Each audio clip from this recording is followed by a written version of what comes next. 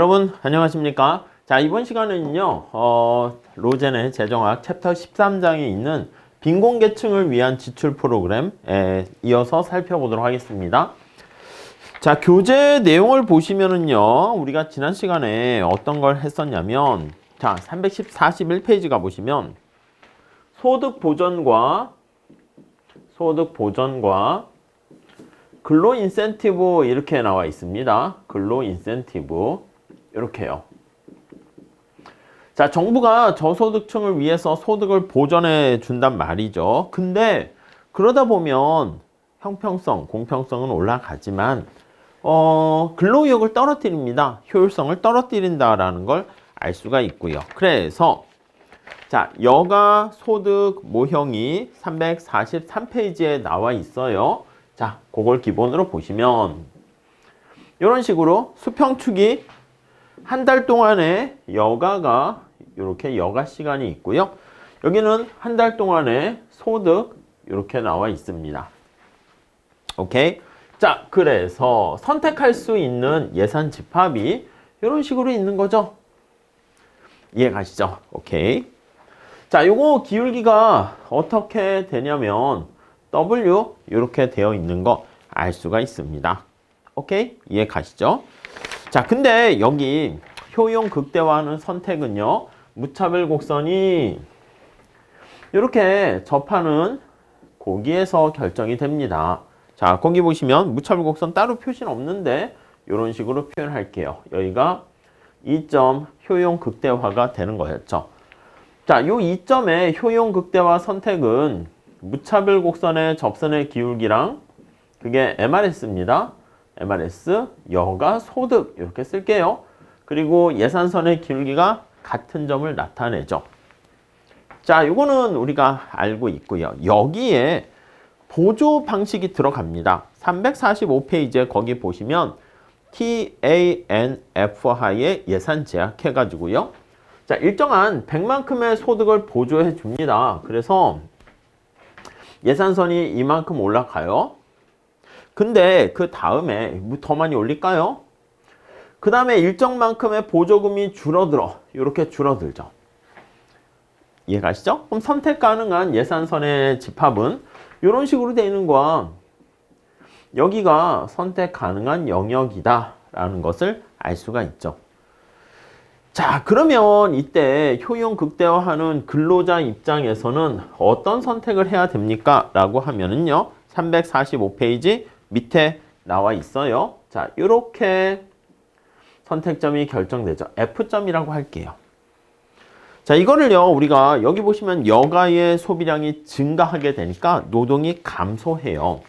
자, 그래서 자, 이렇게 한번 볼게요.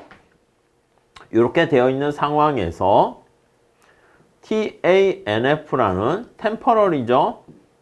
일시적인, 임시적인 소득 보조 방식을 사용합니다. 그 보조 방식은 우리 지난 시간에 설명드린 것처럼 보조의 크기가 342페이지에 나와 있는 것처럼 이렇게 되어 있는 거야. B, 보조 수혜 받는 금액의 크기는 G-T2. 그러니까 스스로 번 소득이 2 아니겠습니까? 스스로 번 소득이 증가할수록 요 세율만큼 받는 보조금이 작아집니다. 자, 그래서 이걸 뭐라고요? 암묵적 세율이다 이렇게 표현합니다. 내가 받는 보조 금액이 작아지는 것을 알 수가 있겠죠. 오케이, 그 정도 정리를 해 주시고요. 자, 그러면 다음 이러한 보조 방식을 해 줬을 때 여가와 노동에 어떤 영향을 미치는가, 그걸 한번 볼게요. 자, 요거는 여기 책엔 설명 없지만 그냥 미시경제학의 기본적인 여가 소득의 선택 모형입니다. 자, 이렇게 보조금을 사용하게 되면 우선 대체 효과가 발동합니다. 대체 효과는 여기 보시면 예산선이 노란 색깔에서 이런 식으로 기울기가 완만해졌어요. 여가의 가격이 하락하게 됩니다. 여가의 가격이 하락하게 되면 여가의 소비량이 증가하게 되는 것을 알 수가 있고요. 그러면 노동 공급은 감소하게 되죠. 이해 가시죠? 자, 그리고 여기에 소득 효과가 또 작동하게 됩니다. 소득 효과는 여기 예산선의 영역이 넓어지는 거 보이십니까? 자, 그러면 실제 소득이 이렇게 증가합니다. 여가가 여러분 정상제라고 할게요. 아무 얘기 안 하면. 그럼 여가의 소비가 증가하면 노동 공급은 감소한다 라는 것을 알 수가 있습니다. 따라오셨죠? 자, 이렇게 대체 효과랑 소득 효과 모두 노동 공급을 떨어뜨립니다. 모두 노동에 대한 공급이 감소합니다. 그러니까 노동에 대한 공급이 감소한다? 근로의욕이 떨어진다. 근데 이게 노동을 하기 싫다는 윤리적인 결핍 그런 게 아니라 일을 안 하는 게 훨씬 더 바람직한 선택이 되는 거죠. 자, 그래서 근로의욕을 저해시킨다. 오히려 이게 합리적인 선택이 된다는 것이죠. 따라오셨죠? 오케이. 자, 그래서 소득 보전을 해줬더니 어떻게 된다? 근로의 인센티브를 떨어뜨린다라는 것을 알 수 있습니다. 자, 그 다음에 요거랑 비슷한 건데 TANF가 아니라 자, 347, 346 페이지에 나와 있는 거 한번 다시 봅시다. 자, 거기는 여가 소득에 대한 예산선이 이렇게 있는 건 똑같습니다. 이렇게 있는데 자, 수평축은 역시 여가라고 할게요. 여가라고 하고요. 수직축은 소득입니다. 여긴 여가고 여기가 소득입니다. 자, 이때 거기 나와 있는 것처럼 추가적인 소득에 대해서 100% 세율을 적용하는, 그러니까 이게 뭐냐면 최소한의 거기 보시면 추가적인 소득을 이렇게 똑같이 올려준 건 같아요. 올려줬어. 근데 만약에 세율을 하나도 부과하지 않게 되면은 어떻게 될까요? 이렇게 되겠지. 이거는 세금을 내지 않고 임금을 그대로 내는 거 아니겠습니까? 근데 여기 나와 있는 것처럼 세율이 만약에 조금 증가한다고 할게요. 그래서 4분의 1만큼 세금 낸다 할게요. 그럼 예산선이 이렇게 완만하게 됩니다. 요거야, 요거. 취지 이해되시죠? 자, 근데 그게 아니라 100% 세금을 부과하게 되면 어떻게 되겠습니까? 그렇지. 이렇게 되잖아. 이렇게. 수평인데. 수평입니다. 수평이 되겠지. 자, 그래서 거기 그림에 나와 있는 것처럼 선택 가능한 예산선의 집합이 이렇게 된다고. 이렇게 돼요. 이렇게. 그러니까 여기서 더 안쪽으로 이렇게 가버리게 되는 것이죠. 자, 그래서 여기 설명을 쓰면 이 경우는 예산선이 어떻게 된다? 거기 제목을 보시면 추가적인 소득을 얻게 되잖아요. 소득에 100% 세율을 적용하는 겁니다. 100% 세율을 적용하는 경우 적용 시 이렇게요. 그럼 복지제도 하의 예산선은 이렇게 됩니다. 자, 그때 100% T가 100% 이렇게 되는 거죠. 그러니까 이게 뭐가 되는 거냐면 1 이렇게 되는 거예요. 자, 그러면 거기 보시면 347페이지 효용극대화는 선택은 뭐 가상적인 걸로 예를 들어서 했는데 이렇게 있다가 요 점을 선택해서 일을 하나도 안 하는 P점이라고 돼 있죠. 거기는 요 점을 선택할 수 있게 됩니다. 물론 여기 있는 사람은 무차별곡선이 굉장히 완만해서 여가에 대한 선호가 별로 없는 사람은 그냥 됐어, 나 여가 별로 누리지 않을 거야 이러면서 그냥 돈을 많이 벌 수는 있겠지만 보통 여기 보조받는 사람들을 대상으로 하는 겁니다. 그래서 이제 크게 그려서 이렇게 한 건데 요 끝에 이렇게 보조받는 거지, 전체 소득이 있으면. 자, 그래서 이것도 마찬가지로 대체 효과, 소득 효과 거기에 입각했을 때 근로의욕을 처해한다라는 것을 알 수가 있습니다. 자, 그래서 문제점이 생겼습니다. 우리 뒤에 348, 349 요건 지난 시간에 수업 시간에 말씀드렸으니까 한번 봐주시고요. 자, 정리를 해보면 누가 열심히 일을 하겠습니까? 일을 하지 않으려고 한다라는 모습을 우리가 알 수가 있어요. 그래서 정부는 이제 고민에 빠진 거야. 사람들한테 이 보조를 해주면서 공평성을 높이려고 하는데 문제는 근로의욕이 저해가 되니까 효율성이 떨어지지 않겠습니까? 이렇게 두 개 간의 상충관계가 발생한다고. 그래서 이걸 좀 어떻게 해결책이 없을까? 대처하는 방안이 없을까? 요거에 대해서 이제 고민을 하게 되었고요. 그래서 등장하게 된 게 거기 보시면 350페이지 근로장려세제입니다. EITC 이렇게 이름을 붙여 있어요. 자, 그래서 이름에도 나와 있죠. 근로장려세제 이렇게 있습니다. 그러니까 세금을 때리고 이건 마이너스 세금이니까 이제 보조금을 주는 것인데 13-5 보시면 근데 근로를 좀 장려하는 거예요. 자, 거기 보시면 EITC 이렇게 약자로 씁니다. Earned Income Tax Credit 이렇게 나와 있어요. 저소득층의 소득에 대한 보조금이에요. 그러니까 이게 앞에서 얘기한 것처럼 저소득층에 대한 소득이 굉장히 낮지 않겠습니까? 소득에 보조금을 이렇게 제공을 하게 되는 것입니다. 오케이? 이해 가시겠죠? 자, 근데 근로를 하지만 빈곤한 사람들. 그러니까 여기는 뭐냐면 저소득층 소득에 보조금을 하는 거니까 우리 앞에서 여기에 나와 있는 TANF 같은 이런 것들은요. 근로가 없어도요. 보조금을 받게 됩니다. 이해 가시죠? 근데 EITC에서는 근로가 없으면 보조를 못 받아요. 그러니까 전제 조건이 뭐냐면 근로소득이 있어야 돼. 근로소득이 있어야 보조금을 받게 됩니다. 오케이? 이해 가시겠죠? 그래서 거기 밑에서 두 번째 줄 있죠? 근로를 하지만 빈곤한 자들이 EITC를 받을 수 있고요.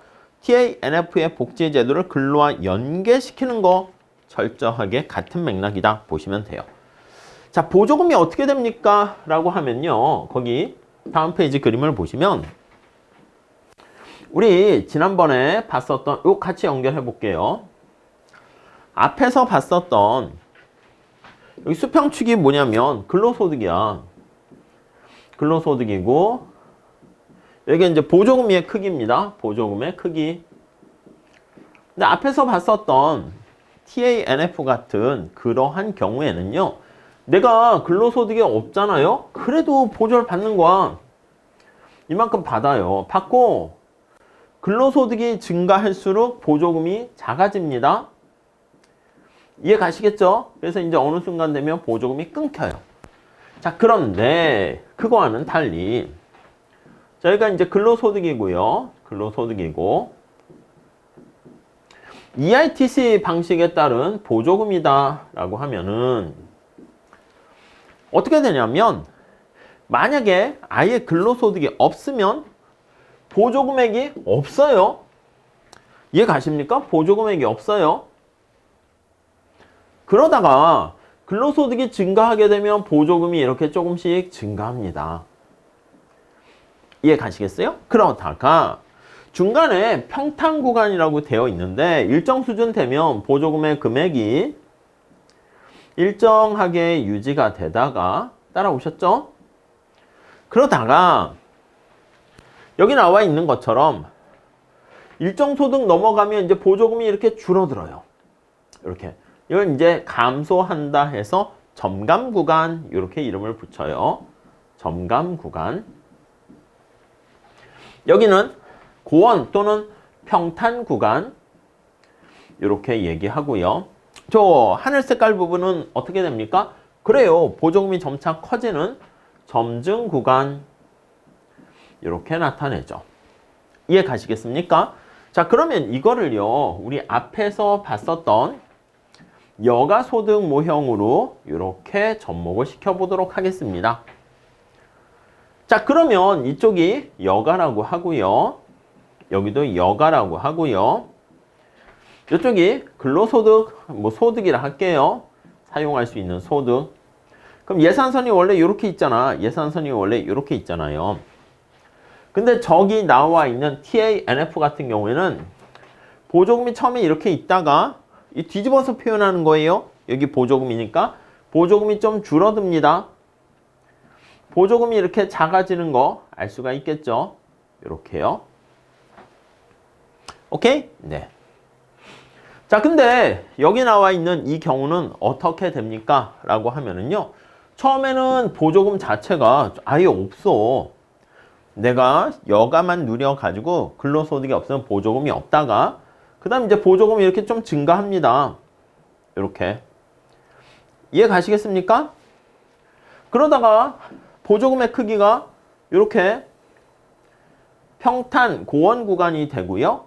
그 다음에 일정 정도 수준이 되면 보조금이 이렇게 작아지게 되는 것을 알 수가 있습니다. 이해 가시죠? 오케이. 자, 그래서 여기 보시면 예산선이 이렇게 변하는 거 알 수가 있습니다. 거기 책에 재미난 또 그림이 있어요. 거기 보시면 351페이지 암묵적인 한계세율 그래프가 있는데 자, 여기 한계세율 이렇게 봅니다. 여기 보시면 근로소득에 대해서 수평축은 근로소득에 대해서 한계세율 이렇게 한계세율은 어떻게 됩니까? 접선의 기울기를 얘기하는 겁니다. 여기 보시면 일정하게 증가하고 있어. 근데 일정하잖아, 접선의 기울기가. 근데 이거는 보조를 받게 되니까 마이너스가 되는 거예요. 자, 그래서 거기 보시면 여기 구간에 해당하는 만큼 색깔을 맞춰서 그려볼까요? 이렇게 마이너스 40% 되는 만큼 줄어들고요. 그 다음에 여긴 접선의 기울기 어떻게 돼? 평탄 구간은 접선의 기울기 일정하죠. 그래서 여기 보시면 이렇게 되는 것이고 점감 구간에서는 어떻게 됩니까? 요거 살짝 한번 맞춰서 그려볼까요? 맞춰서 그려볼까요? 점감 구간은 우리 뭐라고 했습니까? 여기 나와 있는 게 암묵적인 세율이 뭐 아까 25% 이렇게 된다라고 할 수 있겠죠. 그래서 암묵적인 세율 100%까지는 아니야. 근데 여기 보시면 여기는 거기 나와 있는 것처럼 뭐 여기까지는 일정하게 이렇게 되는 것이고 그 다음 여기 넘어서게 되면 이젠 세금을 내지 않죠. 그래서 세금을 내지 않아서 물론 이제 양의 세율을 내긴 하겠지만 이 보조금으로 따지는 암묵적인 세율은 이렇게 되는 거 알 수가 있습니다. 재미난 그림이니까 여러분들 좀 체크해 보시면 좋겠습니다. 자, 다음 페이지 가보시면요. 한국의 근로장려세제도 2008년부터 시작했죠. 요거 제가 발표 지원자들 모집한다 그랬습니다. 많이 지원해 주시고 별로 크게 신경 쓰지 마시고요. 거기 나와 있는 우리나라 얘기를 좀 정리해서 오른쪽에 한국의 근로장려세제 급여구조 나와 있잖아요. 뭐 1인, 홀벌이 3인, 맞벌이 3인 이렇게 해서 사다리꼴 모양은 똑같아. 근데 이제 사람 수가 많을수록 가구 구성원 수가 많을수록 조금 더 사다리꼴 보조 금액이 거기에 맞춰서 좀 커진다. 그런 것들 보시면 되겠습니다. 자, 353페이지 거기 첫 번째 줄 그림에 대한 소득 수준에 따른 혜택의 규모를 표현해 주고 있고요. 그거에 대한 설명 살짝 보도록 하겠습니다. 자, 두 번째 줄 보시면 ERTC 제도의 정당성은 이게 저소득층에게 보조금을 주는데 자, 두 번째 줄 보세요. 근로의욕을 증진시켜준다라는 게 중요한 거예요. 근로의욕을 증진시켜준다. 왜냐면 내가 아예 소득이 없잖아? 그렇죠? 그러면 아예 일할 맛이 안 나요. 혜택을 못 받는 거야. 그렇기 때문에 소득이 있어야 돼. 그러니까 처음 시작 자체에서 여기선 아예 근로소득이 빵이면 이렇게 맥스의 보조금을 받게 되고 오히려 근로소득이 생기면 바로 주는데 근로소득이 빵이면 여기서는 아예 보조금을 못 받습니다. 그러니까 근로의욕을 증진시켜 주고요. 점증 구간에서는 여기야. 점증 구간에서는 연방정부가 개인에게 번 소득 1달러에 40센트씩 더해주고 있습니다. 자, 그러니까 효과 면에선 소득에 대해서 40%의 음의 한계세율. 그러니까 이게 음의 한계세율 마이너스 40% 이렇게 되면 음의 한계세율이니까 이 뒤집어서 얘기하면 보조금을 주는 거 아니겠습니까? 오케이? 이해 가시죠? 자, 근데 세액 공제 혜택이 점차 사라진다는 측면에서요. 점감 구간에서는 양의 암묵적 한계세율. 여기 점감 구간에서는 이것도 마찬가지긴 한데 요거 양의 한계 세율 이렇게. 이건 뭐예요? 아니 내가 받게 되는 보조금이 감소하는 거잖아. 그러니까 뒤집어서 받을 걸 못 받으니까 세금을 내는 거죠. 예, 그렇게 보시면 되겠습니다. 자, 그래서 다음 단락 볼게요. 따라서 EITC에 대한 인센티브라는 것은 개인이 처한 상황에 따라서 다릅니다. 개인이 처한. 여기서 개인이 처한 상황이라는 것은 점증 구간이냐, 평탄, 고원 구간이냐, 점감 구간이냐, 거기에 따라 달라지는 거죠. EITC가 도입되기 이전에 일하지 않았던 개인은 경제활동에 참가하게 되면 더 낮은 한계세율에 직면하게 돼서 근로의욕을 제고하게 된다라는 것을 알 수가 있고요. 이미 근로를 하고 있는 사람 같은 경우는 저소득 구간이 있을 때, 만약에 여기 점감 구간에 속해 있다고 할게요. 여기 있게 되면은 더 높은 세율에 직면하게 돼서 근로시간을 줄이게 되는 그런 상황이 발생할 수가 있게 되는 걸 알 수가 있습니다. 자, 아무튼 실증 분석을 통해 가지고 근로자 입장에서 어디에 속했느냐에 따라서 여기 보시면 이것도 대체효과, 소득효과를 우리 볼 수가 있습니다. 우선 첫 번째 살짝 보시면 여기는 앞에서 봤던 요거랑 점감 구간은 이전에 TANF랑 동일한 효과가 됩니다. 그러니까 우리 앞에 여기서 보면 대체효과, 소득효과 모두 근로의욕을 떨어뜨리게 되었죠. 자, 그런데 여기 구간에서는 여기요. 평탄, 고원 구간에서는 아니 여기에서는 대체효과는 없지. 그래서 잘 생각해 보세요. 대체효과는 없고 예산선의 기울기가 달라졌을 때 대체효과가 생기는 거잖아요. 그래서 대체효과는 없고 소득효과는 있습니다. 실제 소득이 증가하니까 여가가 증가하면 노동은 어떻게 돼? 노동은 감소하겠지. 그래서 여기도 근로의욕은 저해하게 되는 거 알 수가 있고요. 자, 근데 우리의 관심사는 여기입니다. 색깔 여기는 여러분 어떻게 돼? 대체효과는 예산선의 기울기가 이렇게 하얀 색깔이었다 이렇게 가파르게 되니까 여가의 가격이 어떻게 해요? 비싸지게 되는 거야. 그럼 사람들이 여가를 줄인다고요. 그러니까 이때는 노동을 증가시키는 효과가 발동하고요. 그 다음에 소득효과는요. 실제 소득이 증가합니다. 그래서 여가가 증가하게 되는 걸 알 수가 있고요. 노동은 감소하게 되는 거 알 수가 있습니다. 이해 가시겠죠?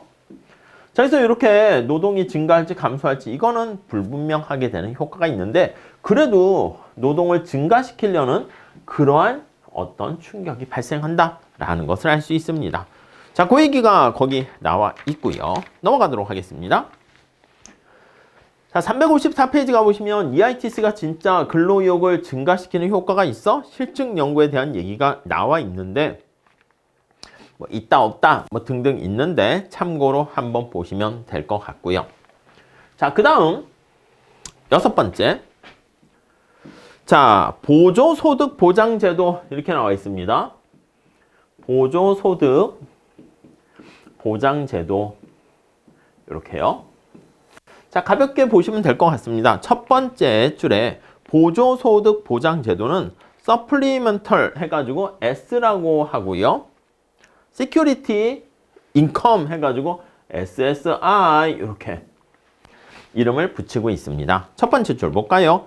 자, 1972년 연방정부 차원에서 도입이 되었는데 노령자, 시각장애인들, 장애인들에 대해서 월 단위로 보조금을 지급합니다. 그래서 노령자라든가 아니면 장애인들, 시각장애인들 이런 분들을 위해 가지고요. 월 단위로 보조금을 제공해 주는 거예요.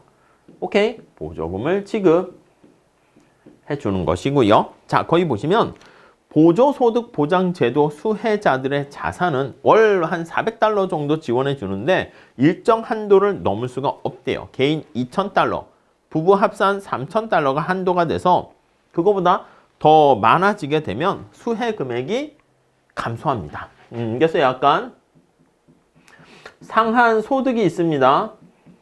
상한 소득을 넘어서면 약간 어느 정도 생활이 가능하구나 해서 보조금이 축소됩니다. 오케이? 이해되시겠죠? 네.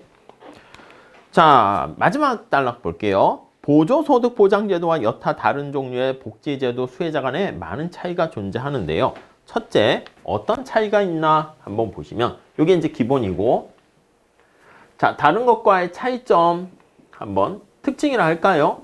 차이와 특징 한번 보시면, 자, 첫 번째 볼까요? 보조소득 보장제도 SSI라고 할게요. SSI는 다른 제도와 달리 일정한 최소 한도의 확정 금액이 존재합니다. 일정한 최소 한도의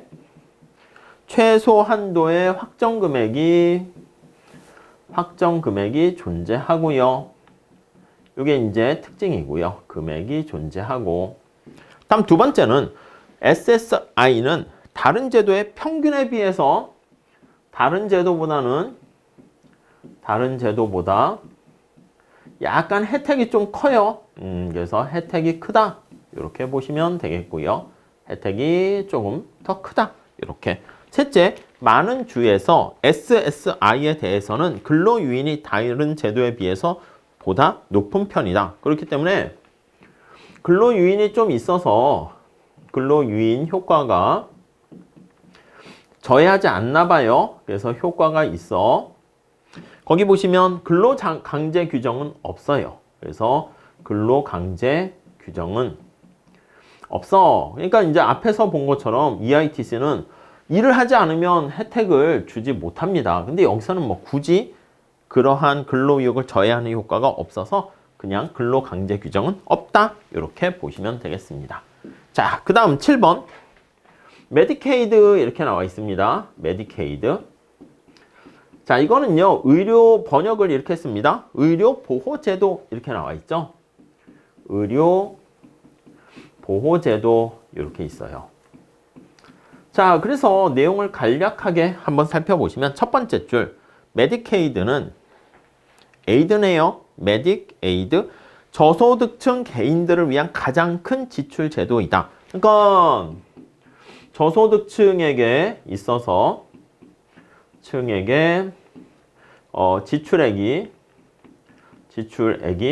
비중이 커. 이런 게 있네요. 10장에서 의료보호제도 및 또 보호제도가 사적 의료보험제도를 구축하는가 뭐 그런 것들을 얘기했는데 뭐 그런 얘기 관련해서 앞에 다시 보시면 되겠고요.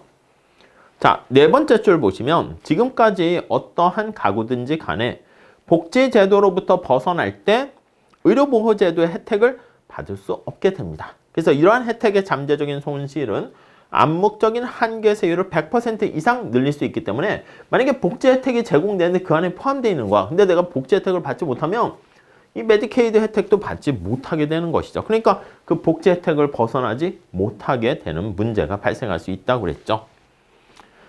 자, 그 다음 단락에 여가소득 모형을 가지고 그래프를 살짝 그려주는데요. 자, 요거 그래프를 가지고 볼 때 한번 살짝 봅니다.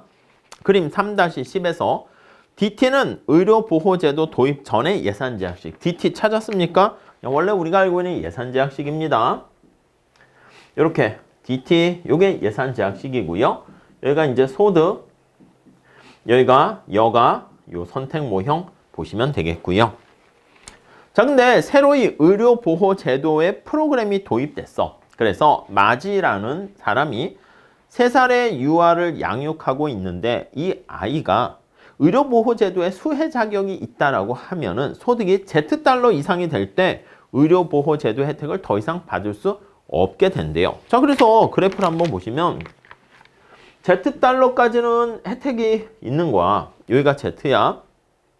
그러니까 그 전까지는 혜택이 발생하기 때문에 이렇게 위로 올라갑니다. 오케이? 자, 여기서 예산선을 살짝 보시면 거기서부터 이만큼 올라가. 이게 여기서 이만큼 올라가요. 이해 가세요? 근데 Z보다 이제 소득이 높아지면 그 혜택이 없어져. 그러니까 예산선이 좀 특이하게 변합니다. 이런 식으로 변하게 되는 거예요. 이렇게. 이해 가세요? 그래서 제목이 나와 있죠. 메디케이드로 인한 톱니 모양의 예산선. 이렇게 나와 있네요. 자, 그래서 이제 $1,000의 보조를 받게 되고, 이제 $1,000 보조가 이게 제가 좀 약간 Z보다 높으면 안 되겠지? 좀 낮긴 해야 될 텐데, 아무튼 요런 형태의 톱니 모양의 예산선이 됩니다. 그래서 톱니 모양의 예산선, 이렇게요. 이해 가시겠습니까? 예.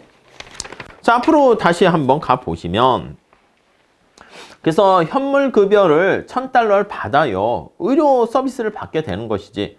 그러니까 이제 약간 현물보조라고 보시면 되겠습니다. 자, 그러다가 그녀의 소득 Z보다 이렇게 소득이 높아지면 혜택이 없어지게 됩니다. 자, 그래서 예산선이 이렇게 되어 있으면, 자, 밑에서 두 번째 줄. 자, 이 예산선을 보면서 왜 의료보호제도의 근로이인 효과가 뾰족한 점에 의해서 묘사될 수 있는지 알 수가 있다. 자, 무차별 곡선. 만약에 좀 완만하게 돼 있다라고 할게요. 여기 뭐 따로 그리진 않을게. 당연히 원래 예산선이 이렇게 있었으면은 아니 이 사람이 여기 어딘가를 뭐 선택할 수도 있긴 할 거예요. 그런데 여기 나와 있는 것처럼 여기는 선택할 수 없자니까 여기는 선택 못하니까 요 점을 선택하게 됩니다. 그게 R점 이렇게 있죠. 네, 이해하시겠죠? 자, 그래서 거기 보시면 무차별 곡선 효용함수가 나타나는데 주로 여기에서 걸릴 가능성이 높다. 이렇게 보시면 되겠습니다. 그래서 예산선 자체가 여기는 이제 우리 책에서는 S라고 표시를 해놨고요. S에서 예산선 위로 이렇게 올라가서 R점을 선택하게 될 가능성이 있게 되네요. 자, 그래서 356페이지 두 번째 줄 볼게요. 자, 이러한 점은 상식적으로 납득 가능한데요. 의료보호제도로 인해서 대부분의 저소득층의 소득이 임계점 바로 아래에 몰려있기 쉬울 것이다 라고 얘기를 합니다. 자, 예산선의 형태 하나만 이렇게 바뀐다는 거 현물보조로 인해서 체크하시면 되겠습니다. 자, 다음 볼게요. 실업보험 한번 봅시다. 8번. 실업보험.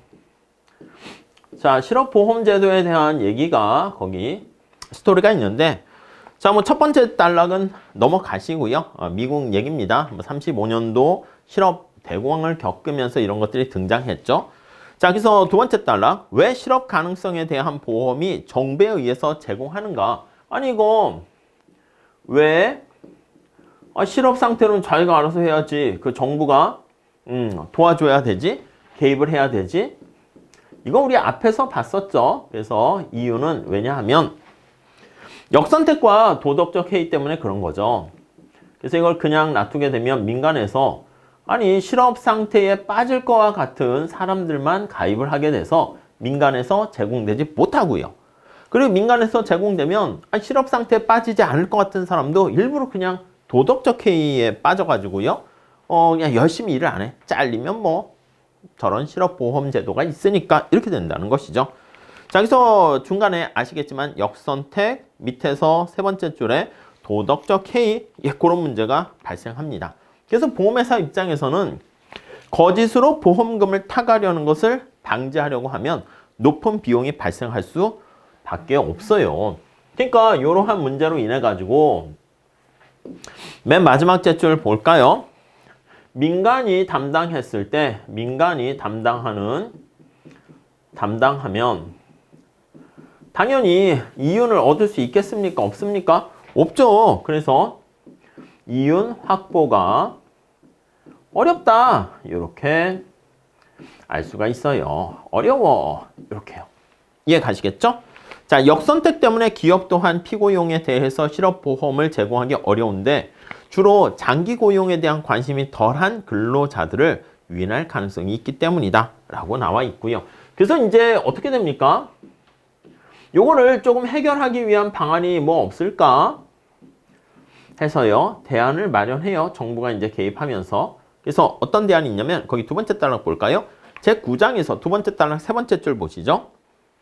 정부에 의한 실업보험 제공의 효율성을 증진할 수 있도록 하기 위해서 도덕적 해를 항상 줄일 수 있는 것은 아니지만 그나마 어느 정도 완화시키려고 최소 부담분 이렇게요. 최소 부담분 거기 보시면 디덕션 이렇게 표현하는 것이죠. 야 말이야 너 이거 사고가 나게 되면 너도 일정 부분 까지는 네가 부담을 해. 그리고 얼마 이상 되면 도와줄게. 이러는 거야. 그러니까 이제 이 도움을 받으려고 막 팔다리 부러뜨리고 막 이러는 거 하긴 좀 부담되죠. 아니면 거기 보시면 코인슈어런스 공동 부담입니다. 비례 본인 부담분 이렇게 번역을 했어요. 비례해가지고요. 본인이 부담을 지게 됩니다. 이렇게. 이해 가시죠? 공동 부담. 요거는 최소한의 기초 공제 그렇게 번역하기도 합니다. 자, 요 정도 나와 있습니다. 자, 구체적으로 실업보험과 관련해서 서브 타이틀로 나와 있는데 첫 번째는 실업급여 이렇게 나와 있죠. 실업급여. 자, 실업급여는요. 실업상태에 빠지게 되면 일정 기간 도와주는 거야. 거기 보니까 근로 경력과 또 미국은 주가 많으니까 거주주에 따라서 복잡한 산식으로 하는데 대부분 한 26주 정도, 그러니까 한 6개월 정도 이렇게 최대로 설정해 가지고요. 실업 수준에 따라서 물론 어느 정도 추가로 연장은 가능할 수 있지만 네, 급여를 대략 한 50% 정도 소득 대체율이라고 하죠. 내가 이전에 봤던 소득의 한 50% 이렇게 해서 제공을 해주려고 합니다. 평균적으로 이렇게 된다는 것이고요. 자, 그리고요. 재원 조달 한번 볼게요. 재원 조달. 아니, 이거의 재원 조달은 어떻게 이루어지는가? 자, 거기 첫 번째 줄 보시면 실업보험은 개인소득세에 의해서 조달이 됩니다. 그래서 사회보장세와 달리 대부분 주에서 고용주에 의해서만 지불되는데 근로자와 고용주가 반반씩 내는 방식이 아닙니다. 사회보장세랑 다르네. 그래서 개인소득세를 거기를 기반으로 해서 재원을 마련하게 되고요. 자, 근로자에 대한 고용주의 실업보험에 대한 세부담이 실업보험세의 대상이 되는 소득을 곱하게 되면 최대 한도를 넘어서는 소득에는 최대 한도 소득에 정해진 실업보험세율을 곱하면서 이루어지게 되고요. 거기 보니까 경험 요율에 따라서 또 부담을 시킵니다. 경험 요율 이렇게요. 자, 거기 보시면 개인소득세 중에서 이제 고용주한테 부과하게 되는데 아니 고용주가 실업을 막 야기해서 해고다 막 이렇게 하게 되면 아이고 고용주님 해고를 많이 시켰네요. 고러한 뭐 악덕업체라고 하긴 그런데 어쩔 수 없이 했겠지만 그런 해고를 한 경험이 많다라고 하면요. 세금 많이 내세요. 이렇게 얘기한다고요. 그래서 거기 보시면 유저가 내는 unemployment에 대한 그래서 우리는 unemployment에 대한 실업보험세 이런 표현을 썼어요. 실업보험세 이런 표현을 썼는데 자 이거는 어떻게 결정된다? 경험에 따라서 거기 보니까 기업의 해고 실적에 따라 다르게 됩니다. 자, 많은 피고용자를 해고한 기업은 실업보험 제도를 많이 수요하고 있으므로 그치? 아니 해고가 많은 기업이다? 해고가 많은 기업이면 그럼 어떻게 됩니까? 야, 네가 해고해가지고 근로자들이 기업에서 나오게 되니까 이 실업보험금을 받게 되네? 너 혜택이 많이 받네? 그러니까 여기서 경험이라는 것은 해고한 경험도 되고 해고가 많은 기업은 혜택도 많이 받는 거지. 그러니까 혜택도 크니까 너 당연히 여기 실업보험세도 많이 내라. 이렇게 설계가 돼 있다는 것이죠. 자, 그러나 거기가 중요합니다. 근로자가 해고가 되었을 때 실업수당에 비해서 근로자가 이렇게 고용주가 내는 금액이 완전히 거기에 매칭되는 게 아니기 때문에 불완전이라 합니다. 경험 요율이지만 맨 마지막 제줄에 보시면 불완전 경험 요율 이렇게 되어 있어 가지고요. 불완전 그러니까 완전 경험 요율이면은 뭐 상관없는데 어느 정도 가면 상한선이 설정되어 있는 거야. 오케이? 자, 해고가 많은 기업 같은 경우는 실업보험세가 높아집니다. 근데 여기서 불완전하다는 얘기는 바로 뭐냐면 여기 나와 있는 보험세에 상한선이 설정되어 있는 거야. 그래서 상한선이 설정되어 있다 보니까 그러니까 많이 할수록 어느 순간 보험료는 많이 내게 되는 셈인데 어느 정도 넘어서게 되면 더 이상 상한선이 있어 더 안 내. 그러니까 사실은 혜택을 받게 되는 거죠. 네, 그 정도 봐주시고요. 자, 다음에 실업에 미치는 영향 한번 봅니다. 실업에 미치는 영향 한번 보시죠. 자, 첫 번째 줄 보시면 이 제도 시작으로부터 실업보험 제도가 실업을 오히려 증가시키지 않을까? 우리 생각할 때 이거잖아. 내가 해고가 돼도 실업보험이 있으니까 괜찮아. 고용주도 야, 내가 너를 파이어 해도 저기 정부가 제공하는 실업보험제도 있으니까 괜찮겠지? 이렇게 생각해서 우리가 봤을 때는 해고가 그리고 실업이 증가할 것이다 라는 우려가 발생합니다. 오케이? 이해 가시죠? 자, 그런데 거기 보시면 경험 요일이 불안정하다는데 또 나와 있어요. 아니, 이렇게 일시적인 해고를 통해 가지고 당연히 거기 나와 있는 것처럼 서로 좋아. 왜냐면 일시 해고를 하게 되면 고용주 입장에서는 상한선이 존재하게 되니까 어느 정도 이상은 내지 않고 해고된 근로자는 어떻게 됩니까? 해고된 근로자도 혜택을 보는 거 아니겠습니까? 그렇게 되니까 서로 좋아진다라는 것을 알 수가 있습니다. 오케이? 자, 그래서 거기 보시면 두 번째 단락, 세 번째 단락 이렇게 어떻게 보면 이것도 도덕적 해이다라는 것을 알 수가 있습니다. 자, 그 정도 정리하시고요. 앞에서 봤었던 이중차관법을 이용해 가지고 진짜 해고가 실업이 더 증가했나 그런 실증 연구에 대한 내용들이 거기 담겨져 있습니다. 오케이? 자, 그 다음에 보조 영양 지원 제도 이렇게 있습니다. 보조 영양 지원 제도 이렇게요. 자, 그래서 1번에 보시면 과거 식품 구매권 제도로 알려져 있는, 그러니까 옛날에는 식품을 구입할 수 있는 바우처를 구매권을 주는 겁니다. 그래서 요거를 현물 보조라고 할 수 있죠. 그거와 유사한 건데, 자, 그래서 두 번째 줄에 보시면 식품 구입에만 사용할 수 있게 됩니다. 그래서 정부가 발행한 바우처 제도라고 할 수 있고요. 식품 구매권을 이용해 가지고요. 이걸 딴 거로 살 수 없어요. 그래서 요걸 가지고 거기 보면 동물 사료로 사용할 수 없어요. 우리 강아지를 줘야지 하면서 이거로 구입할 수 없고요. 술이라든가 담배라든가 이런 것들을 구입하는 것도 당연히 안 되게 되겠죠. 오케이? 그리고 아니 미국에서 발행했을 때 미국 이외에 수입 상품을 구입하게 되면은 그것도 안 되겠지. 그러니까 이러한 제한이 있다라고 보시면 되겠습니다. 자, 근데 우리 알다시피 이렇게 식품 구매권은 현물 보조랑 유사한 거잖아요. 그래서 현물 보조와 유사해서 현물 보조 하게 되면 어떻게 됩니까? 현금 보조보다 여기 나와 있는 생필품을 식품을 소비를 더 많이 하게 되는 거죠. 그래서 현금 보조보다 우리가 괜찮은 저소득층의 보조 프로그램에 해당하는 상품을 구입할 수 가능성이 더 높아지게 되는 거죠. 그러니까 저소득층에 대한 가치제라고 할게요. 가치 있는 가치제 소비를 촉진한다. 이렇게 볼 수가 있겠습니다. 오케이? 네, 그 정도 봐주시죠. 자, 그 다음에 실증 연구에 대해서 내용이 나와 있는데 참고로 보시면 될 것 같고요.